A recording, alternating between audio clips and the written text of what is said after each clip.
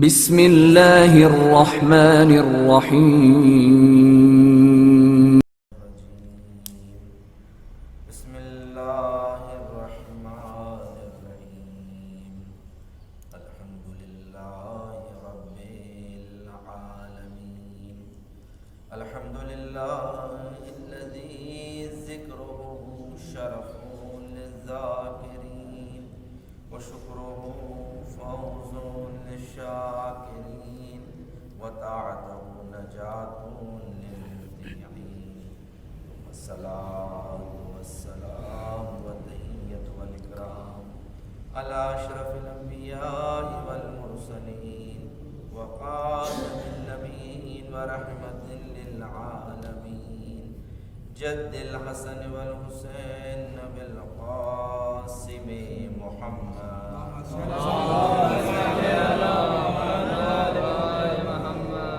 وعلى أهل بيته الطيبين الطاهرين المعصومين المظلومين سيما بقية الله في الأرض الإمام الثاني عشر المهدي المنتظر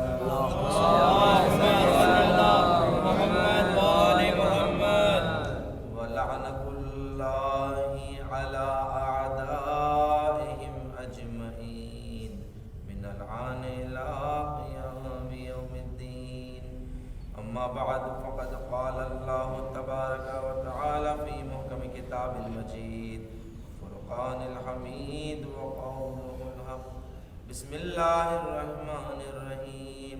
يا أيها الذين آمنوا اتقوا الله وكونوا مع الصادقين. اللهم صل على محمد وآل محمد.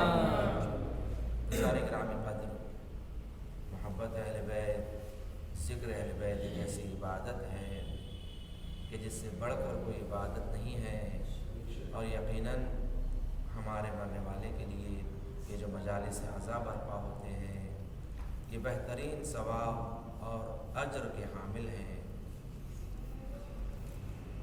اور روایت ہے پیغمبر اکرم محمد مصطفیٰ صلی اللہ علیہ وسلم کہ جو کوئی بھی کسی کتابت میں مجھ پر درود لکھے تو جب تک یہ درود اس کتابت میں باقی رہے گا پروردگار اس پر اپنی رحمتیں نازل کرتا رہے گا جس نے یہ درود مجھ پر لکھا ہے. صلوات پڑھیں.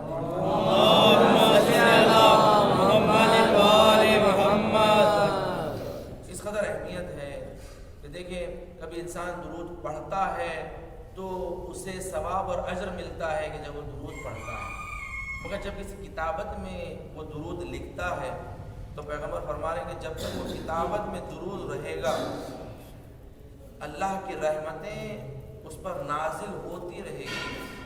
یعنی کتابت میں درود کا لکھنا اکثر ایسا ہوتا ہے کہ لوگ نام کے ساتھ فقط ایک علامت لگا دیتے ہیں یا سواد لگا دیتے ہیں یا علیہ السلام میں عین لگا دیتے ہیں تاکہ وہ شارٹ ہونے کے لیے عبارت بن سکے، مگر یہ ثواب سے محروم ہو جاتے ہیں.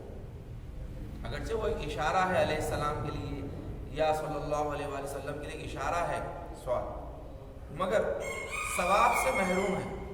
اگر ثواب چاہتے ہیں تو مکمل لکھنا چاہیے.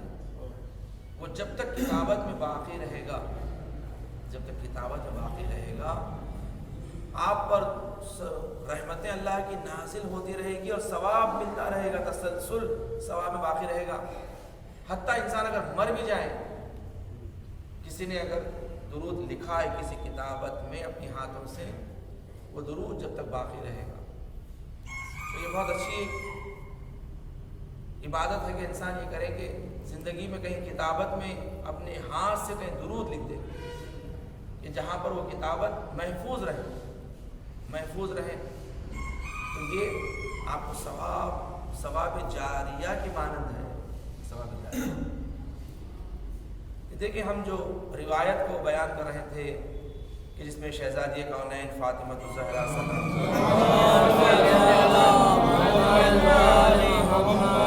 آپ نے اپنے بابا سے یہ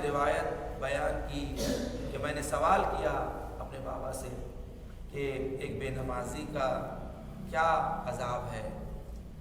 تو حضور نے فرمایا کہ ایک بے نمازی کے لیے 15 عذاب ہے کہ جس میں سے 6 عذاب اللہ دنیا میں مبتلا کرے گا، پھر اس کا بیان گزر چکا ہے۔ اس کے بعد فرمایا کہ 3 عذاب انسان کی موت کے وقت آتا ہے، اور وہ 3 عذاب یہ ہے کہ انسان بھوکا اس دنیا سے جائے گا، اور دوسرا عذاب یہ ہے کہ انسان پیاسا اس دنیا سے جائے گا، اور تیسرا عذاب یہ ہے کہ انسان کو ذلت کی موت ملے گی، ذلت کی موت۔ یہ موت کے وقت ایک بے نمازی کو اللہ اس عذاب میں مبتلا کرتا ہے کہ ذلت کی موت۔ تو دیکھیں موت بھی کبھی عزت کی موت ہوتی ہے اور کبھی ذلت کی موت ہوتی ہے۔ عزت کی موت کسے کہتے ہیں؟ عزت کی موت اسے کہتے ہیں کہ جو اطاعت خدا میں گزرے، عبادت خدا میں انسان کو موت آئے، صراط مستقیم پر انسان کو موت آئے، یہ عزت کی موت ہے۔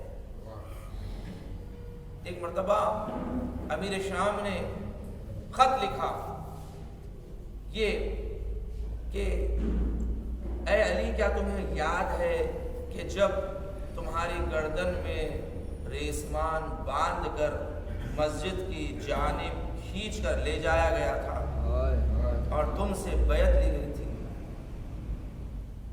تو مولا نے اس کے خط کے جواب میں لکھا، یہ نہج البلاغہ میں سید رضی نے لایا ہے، مولا نے اس کے خط کے جواب میں لایا کہ تو نے چاہا اپنے اس خط کے ذریعے مجھے ذلیل کرے، مگر در حقیقت میں تو نے مجھے عزت دی ہے، اس لیے کبھی مظلوم ذلیل نہیں ہوتا، مظلوم ذلیل کبھی نہیں ہوتا ہے۔ تو نے اپنی زبان سے حق بیانی کر دی ہے کہ میرے ساتھ کیا کیا گیا تھا، اب تاریخ میں تا قیامت تک محفوظ رہے گا، اس لیے کہ علی اور علی والے کہتے رہے، ممکن ہے دوسرے کوئی نہ مانے، یہ کہنے کہ یہ تو آپ کی حدیثوں کی کتابوں میں، یہ آپ کی باتیں ہیں۔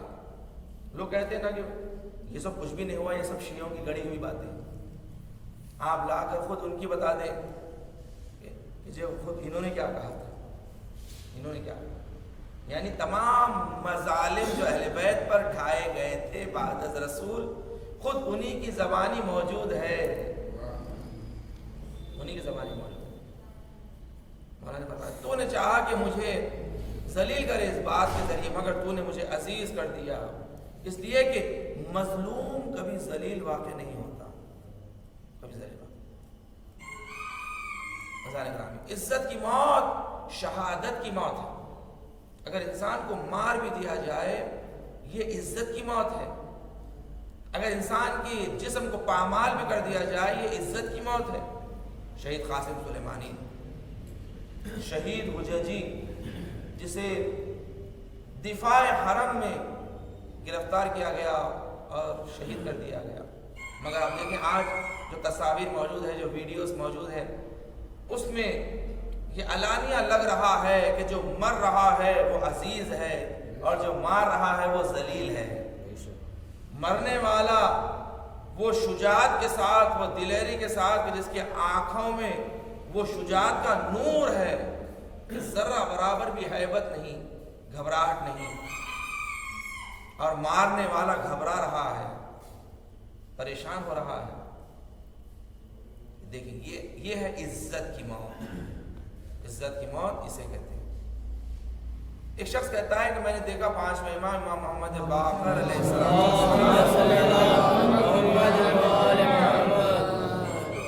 وہ ضعیفی کے عالم میں ہے اور کھیت میں کام کر رہے ہیں، تو اس نے دیکھا اور دور سے دیکھ کر کہا کہ امام اتنی ضعیفی کے عالم میں کھیت میں کام کر رہے ہیں۔ اس نے سوچا کہ میں جا کر امام کو کچھ نصیحت کروں۔ دیکھیں لوگ اس زمانے میں بھی تھے، ائمہ معصومین کو بھی نصیحت کرتے تھے، یعنی سوچتے تھے اپنے خیال میں کہ حجت خدا کو بھی ہم نصیحت کریں۔ یعنی کچھ لوگ ہمیشہ ایسے ہوتے ہیں کہ جو ہے نا پروردگار کی جانب سے جو حجتیں ہوتی ہیں ان کو اپنے جیسا سمجھتے ہیں، رسول ہم جیسے ہیں، امام ہم جیسے ہیں۔ اس نے کہا کہ میں نے سوچا کہ امام کو آ کر نصیحت کروں۔ وہ آ کر کہتا ہے کہ آپ ضعیفی کے عالم میں کھیت میں کام کر رہے ہیں اور آپ کے لیے یہ مناسب نہیں ہے، بلکہ آپ کو چاہیے کہ عبادت خدا میں گزاریں، جانماز پر مسجد میں تسبیح لے کر بیٹھیں، یہ آخری زندگی اس طرح گزاریں تاکہ موت آئے تو عبادت خدا میں شرافت کی موت۔ تو امام نے اس کے جواب میں کہا اگر اس حال میں اگر مجھے موت آ گئی، یہ موت شہادت کی موت ہے، یہ موت عزت کی موت ہے، اس لیے کہ انسان رزق حلال کمانا یہ عبادت ہے،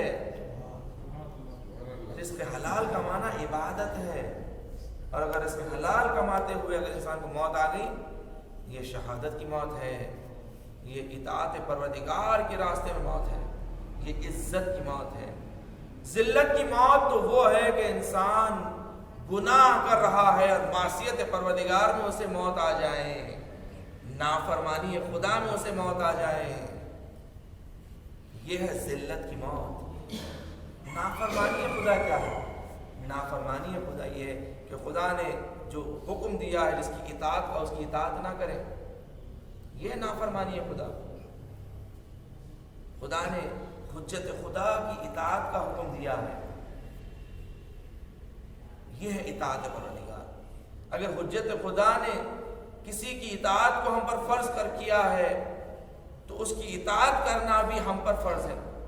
اگر سید الشہداء نے مسلم کو خط لکھ کر کہا کہ مسلم میرا نائب ہے، مسلم کی اطاعت میری اطاعت، تو مسلم کی نافرمانی امام کی نافرمانی، اور امام کی نافرمانی خدا کی نافرمانی۔ اگر غیبت میں امام نے کہا کہ ہماری غیبت میں یہ شرطوں کے ساتھ ہمارے نائب کو مانو، تو غیبت میں اس نائب کو ماننا یہ امام کی اطاعت ہے، اور جو نافرمانی کرے ان کی اطاعت نہ کرے، اس امام کی نائب کی اطاعت نہ کرے، وہ امام کا نافرمان ہے، کیونکہ امام نے کہا انہ حجتی علیکم، یہ میری حجت ہے تمہارے اوپر، اور انا حجت اللہ، اور میں حجت خدا ہوں۔ دیکھیں یہ ہے نافرمانی کہ انسان ایسی حالت میں موت آئے، یہ ہے ذلت کی موت، ذلت کی موت ہے۔ دیکھیں کہ جب ابن عباس کہتے ہیں کہ میں نے غور کیا کہ جب رسول خدا کے آخری ایام تھے زندگی کے، تو شہزادی کونین بہت گریہ کر رہی تھی اپنے بابا کے بستر پر، اس لیے کہ آخری رخصتی کے ایام ہیں۔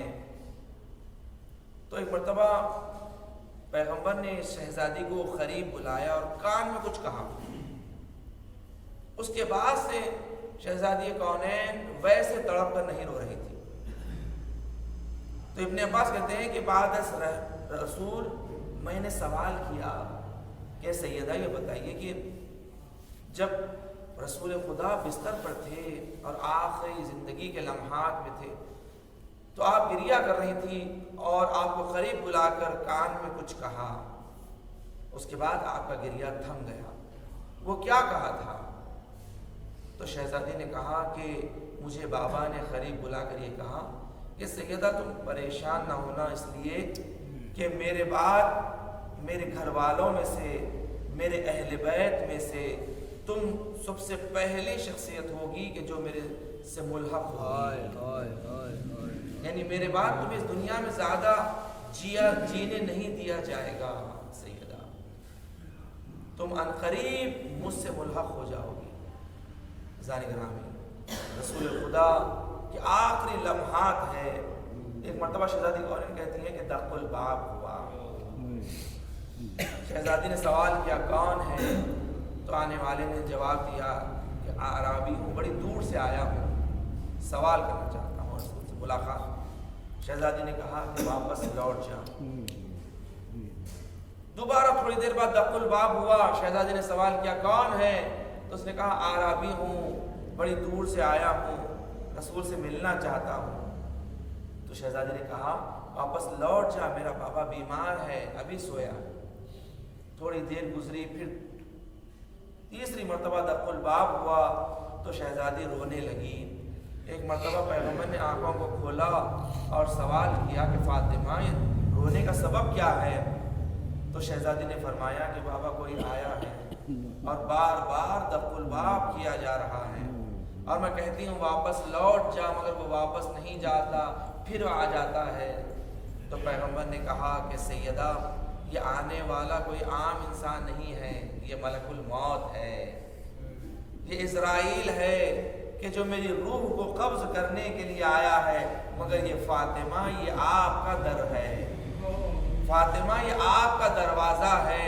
ملک الموت کو بھی اجازت نہیں ہے بغیر فاطمہ کی اجازت سے فاطمہ کے گھر میں داخل ہو جائیں۔ میں کہوں گا یا رسول اللہ یہ فرشتے ہیں کہ جو فاطمہ کے در کا احترام جانتے ہیں، مگر کچھ دن گزریں گے یہی در ہوگا، یہی آپ کی امت ہوگی، اسی دروازے کو آگ لگائی جائے گی، جلتا ہوا دروازے۔